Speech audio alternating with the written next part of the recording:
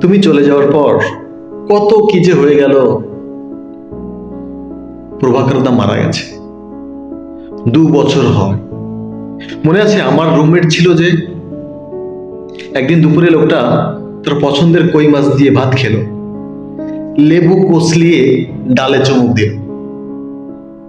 কি একটা কাটা বিধে গলার ব্যথায় যন্ত্রণায় সারা রাত কাতরাতে কাতরাতে ভোর রাতে লোকটা কেমন নিস্তব্ধ হয়ে গেল।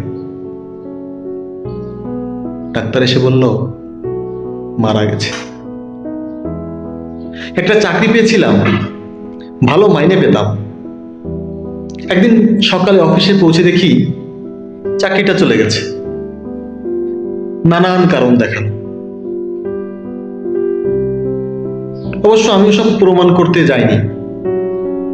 শুদ্ধ হয়েও নিজেকে শুদ্ধ প্রমাণ করতে আমার ভালো লাগে না। চাকরিটা ছেড়ে দিয়ে চলে গেছি। দুবেলা ভাত হলেই তো আমার চলে যায়।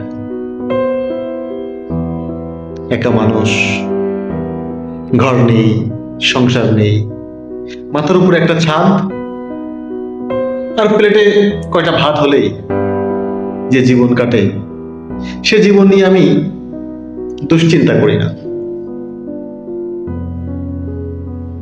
তুমি চলে যাওয়ার পর আমি আরেকবার প্রেমে পড়েছিলাম। আফসার উদ্দিন লেনের 206 নাম্বার বাড়ির চিলেকোঠায় থাকতাম। বাড়িটা সুন্দর, ছাদের অর্ধেকটা থাকার জায়গা আর বাকি অর্ধেকটা নানান রকমের ফুলের গাছ লাগানো। ছুটির দিনগুলোতে বিকেলে ছাদে গিয়ে বসি। মেয়েটা রোজ আসে। পাশের ছাদে একটা নয়নতারা ফুল গাছে বিকেলে জল দেয়, আকাশের দিকে তাকিয়ে থাকে। কি এক বিষণ্ণ যে তার বুকে। আমি মুগ্ধ হই। আমি কখনো কারোর বিষণ্ণ মুখ দেখে মুগ্ধ হইনি, তবে এই মেয়েটাকে দেখে কি যে সুন্দর লাগে, যেন বিষণ্ণতাও কারোর কারোর অলংকার হয়ে ওঠে।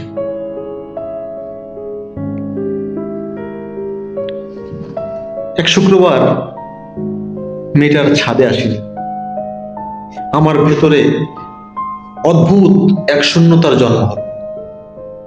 কি যে ফাঁকা ফাঁকা লাগছিল সেই বিকেল।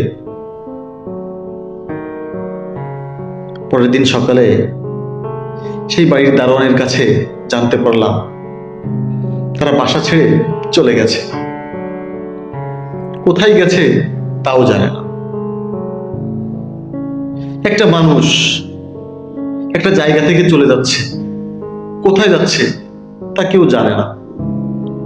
এর চেয়ে ভয়ঙ্কর আর কি হতে পারে?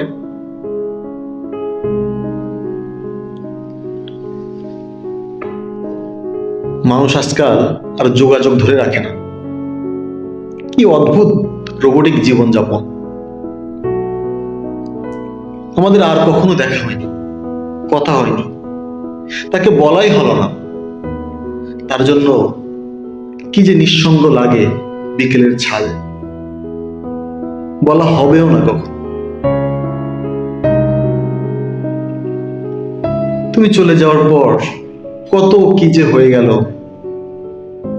কত পাখি ফিরে গেল নিড়ে, কত লোক ছেড়ে গেল ঘর, কত ব্যথা, যন্ত্রণা, দুঃখ, কষ্ট যে হারিয়েছে সময়ের টানে। এত কিছু চলে যায়। তোমাকে সেসব গল্প শোনানোর আগ্রহটা যায় না। কেবল মনে হয় দিন শেষে একটু জীবনের গল্প শোনাতে শোনাতে বলি, আমার ভালো লাগছে না কিছু, মন ভালো করে দাও। ধন্যবাদ।